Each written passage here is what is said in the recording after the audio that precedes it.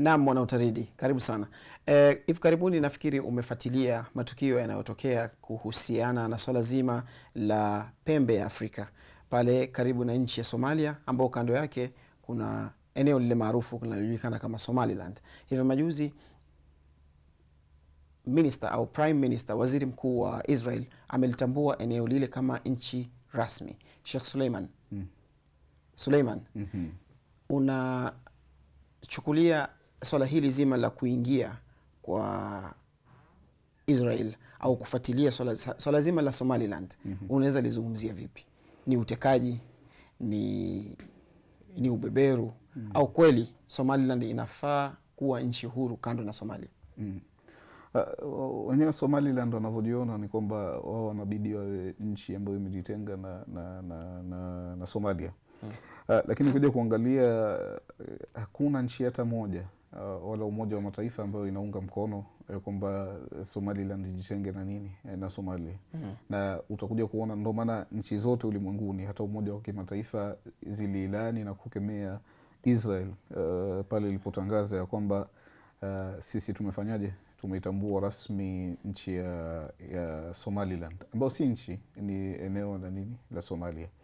Lakini ukija kuangalia habari, ukizisoma, kuna baadhi ya vitu, na hata rais wa Somalia mwenyewe Hassan Mahmud alisema ya kwamba ni dili waliingia na Israel, ya kwamba sisi kuna baadhi ya watu kutoka Gaza tunataka kuwatoa tuwalete huko muaccommodate, yani kama wanavyofanya wenyewe. Washafanya hivyo, ndege mbili zilikwenda Afrika Kusini zikipitia Nairobi. Zilipokwenda kule ilikuwa ni kuwatoa watu wa Gaza katika eneo la Gaza, manake azma Israel ni kunyakua kabisa lile eneo la Gaza. Lakini wale watu milioni 2 hatuwezi kuwaua wote. Ndio tunaweza kuwaua, kama Albanese anavyosema kwamba wataalamu wanasema sasa hivi imehakikika ya kwamba japo si idadi rasmi, ni zaidi ya watu 680,000 ambao wanawezekana waliuawa, ambao takriban 80% ya hao waliouawa ni wanawake na watoto. Sasa hatuwezi kuua wote, na mtu anaweza ua milioni 1 na dunia itanyamaza, lakini milioni 2 tukiua wote itakuwa ni zogo kwetu sisi. Kwa hivyo inabidi tuue kama nusu, kama Israeli ilivyofanya, alafu wao wengine nusu tuwahamishe, tuwagurishe, tuwe na hii ardhi kama Trump pia, ambayo ni mpango wake. Sasa miongoni mwa nchi ambazo walikuwa wamezungumza nao katika mukabala wa kutambuliwa rasmi ni Somaliland, ya kwamba nyie wachukueni watu kutoka Gaza, sisi tutawatambueni rasmi kama nchi na tutawasaidieni katika mambo ya ya usalama na vitu kama hivyo. Hilo ni la kwanza. Pili ambalo limekisiwa ni kwamba wanatafuta eneo ambalo litakuwa karibu sana na Yemen, kwa sababu wale Ansarullah wamekuwa ni jipu katika makalio ya Israel. Hawezi kuketi kabisa.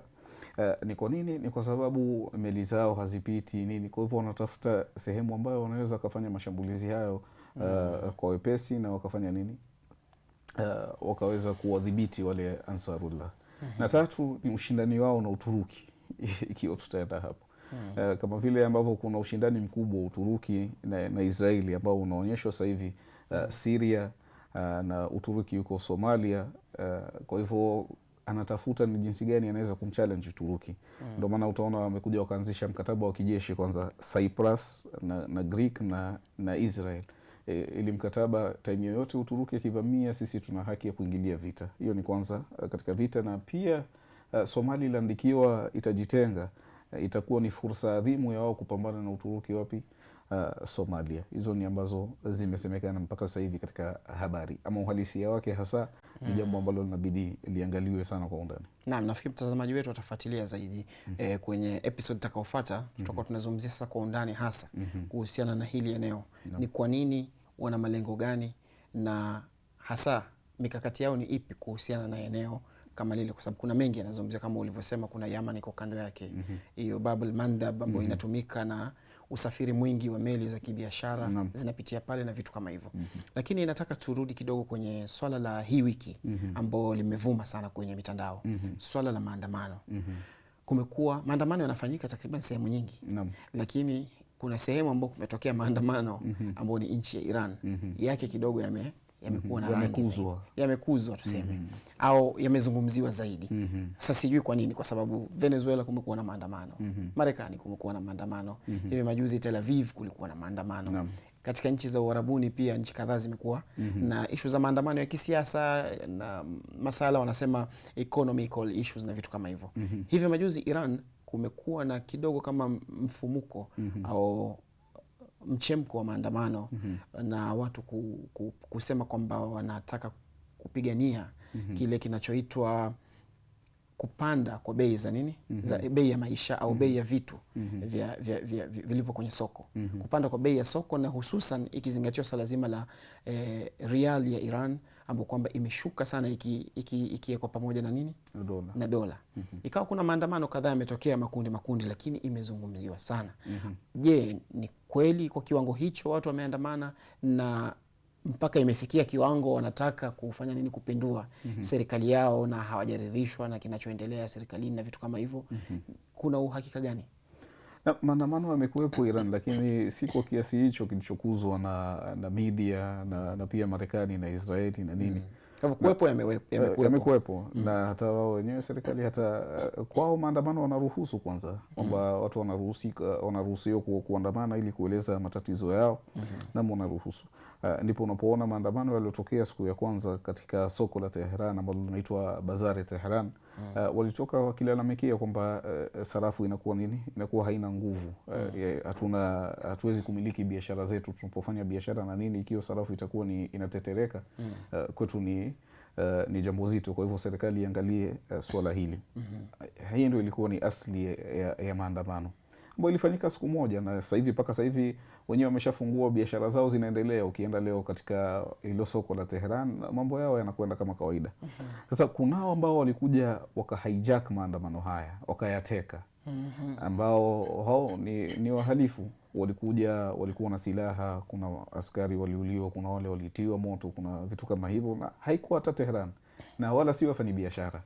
Walikuja wakafanya, na ukiangalia katika baadhi ya sehemu ni watu 100, sehemu nyingine ni 50 na nini, yani ni watu ambao wanakuja kufanya vurugu, ambao watu hawa ndo serikali ilifanya nini, iliazimia kupambana nao. Hawa sasa ukiangalia, je, ni waandamanaji au si waandamanaji? Unakuja kuangalia kwa mtazamo pana wa Marekani na jinsi gani wanavyocheza. Aliyekuwa mkuu wa CIA Mike Pompeo aliandika wazi katika Twitter ya kwamba sisi na makachere wetu na wa Mossad tumeshaingia kazini. Kwa hivyo tunafanya mambo yetu kule nini, Iran. Ukiangalia pili ni Trump, anasema yoyote ambaye atakaouliwa katika hawa waandamanaji ambao si waandamanaji, wale wanaofanya fujo, yani mtu aje auwe polisi, achome maliza watu na asifanye chochote, amchome polisi, ikiwa mtu kama huyu serikali ya Iran itakabiliana naye na afariki, basi sisi Marekani tutafanya nini? Tutaingilia. Ukiangalia Israel pia imekuwa ikitoa ujumbe kabisa kwamba andamaneni mpendue nini, serikali, sisi pia tuko nanyi. Sasa hii kuna lengo la kutaka kupindua serikali ambao ni msukumo na shinikizo ambalo linatoka nje, ambao Israel wenyewe wamekuja wakasema. Ukiangalia ukisoma Ynet ni ya Israel, wameandika kwamba hao waandamanaji hao wanaoita waandamanaji ambao ni wahalifu ni idadi ndogo sana ambao haiwezi kufanya nini, kuipendua serikali. Lakini ni kwa nini wao wanaikuza kwenye media? Lazima ikija kwenye Iran waikuze kwenye media, kwa sababu wako katika kitu kinaitwa soft war.